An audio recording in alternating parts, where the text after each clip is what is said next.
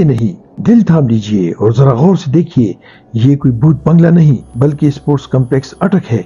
जिसकी हिफाजत पर मामूर सरकारी अमला न सिर्फ तनख्वाहें, अलाउंसेस और मराहत लेते हैं, बल्कि इसकी सफाई सुथराई और इसकी हिफाजत के लिए लाखों रुपए का बजट भी मुख्तस किया जाता है। वैसे तो अटक की हकूक की आवाज बुलंद करने के लिए बहुत सारे लोग मैदान में मौजूद हैं, लेकिन इस तबाही और बर्बादी का जिम्मेदार कौन,